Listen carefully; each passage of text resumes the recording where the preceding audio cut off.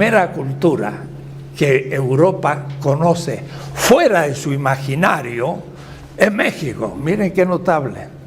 Y a su vez, la conquista de México es el comienzo de la modernidad, pero al mismo tiempo de la constitución de un mundo colonial, lo cual supone que la Europa periférica ahora se va a hacer centro.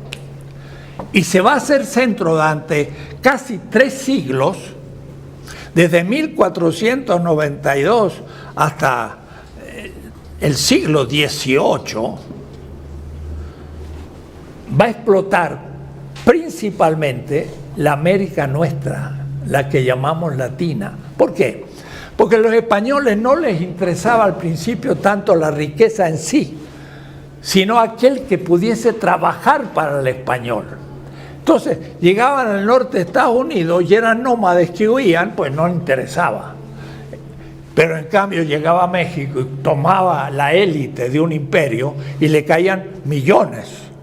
Se disputa si eran 6, 7, 8, 10 millones de una civilización con un campesinado como clase que estaba acostumbrado a trabajar la tierra y a soportar la dominación de una cultura estratificada.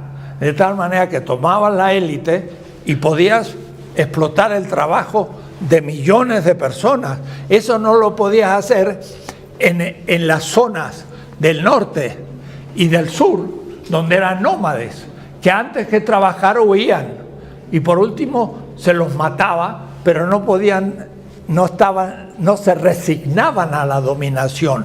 Pero la parte central de América, que es la urbana, que está en las montañas, que son justamente los mayas, los aztecas, los quichuas, los chipchas de Colombia y los incas, sean quechuas del Perú o aymaras de Bolivia, todos esos eran millones de personas que podían trabajar para una élite poco numerosa al fin del siglo XVI. Los españoles serían un 3%, mientras que el 90 y tanto por ciento eran indígenas, pero los dominaban desde la ciudad letrada y por medio de las armas.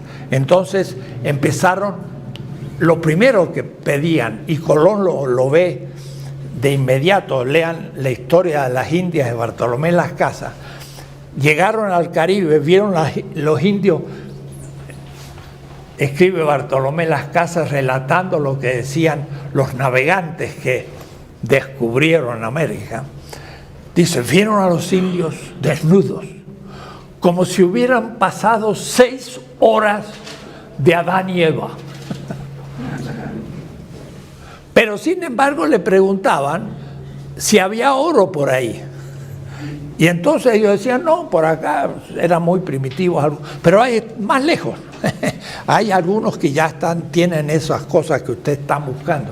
A tal punto que un cacique de Santo Domingo, Itagüey, reunió a todos los de la tribu y dijo, estos españoles adoran el oro y además lo comen.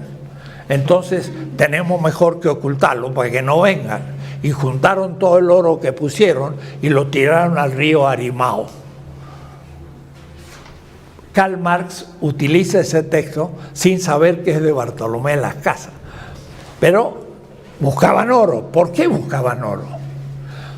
Porque oro era el dinero con el cual los europeos, el dinero, podían comprar algo en el mercado indostánico y chino, que era el centro del mercado mundial, hasta el siglo XVIII. En 1800 los chinos producían más acero que Estados Unidos y Europa sumadas. Además descubrieron el acero en el siglo II. Y técnicos chinos instalaron la primera fábrica de acero en Inglaterra, en Sheffield, en el siglo XIX.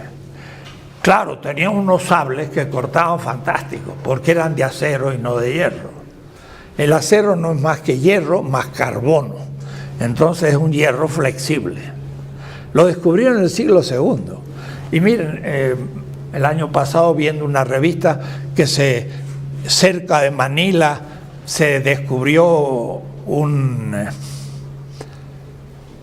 barco español que salía de Manila y iba a venir hasta Acapulco, pero se hundió por una tormenta. Y entonces vieron qué traía de cargamento. Traía la porcelana azul de China, que usaba el virrey, los obispos y la gente rica en México, y traía sables de acero, porque eso sí cortaban en serio.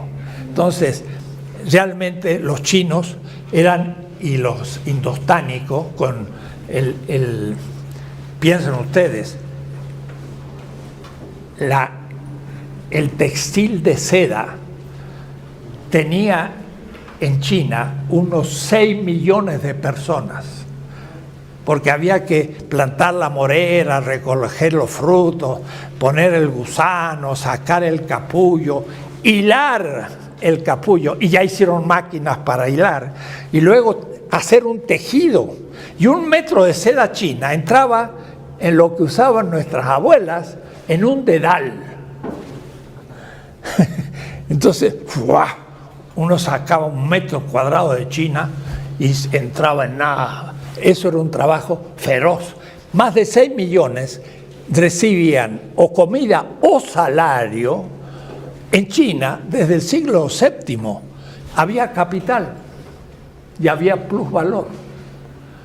Pero no había capitalismo todavía, pero había capital, porque había plusvalor, porque había salario. Y la porcelana era igual, porque no era cerámica, era una cerámica a 2000 grados de calor.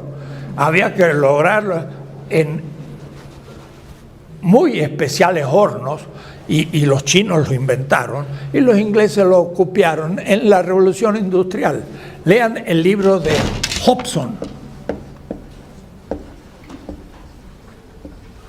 que dice cómo la Revolución Industrial usó la tecnología en China, y la Revolución Industrial empezó 1 siglo antes que en Inglaterra, en el Yangtze, en China. Eso lo sabemos hoy, pero no se sabía en el pasado. Los chinos empezaron la revolución industrial, y si ahora se han despertado, yo digo, se han despertado de una siesta colonial. 2 siglos se durmieron y ahora vienen, pero no tienen que imitar al calvinismo inglés para sacar un etos capitalista, como dice Sombart, o como dice Max Weber. No, son neoconfucianos, nada que ver con Calvino, salen de su propia filosofía de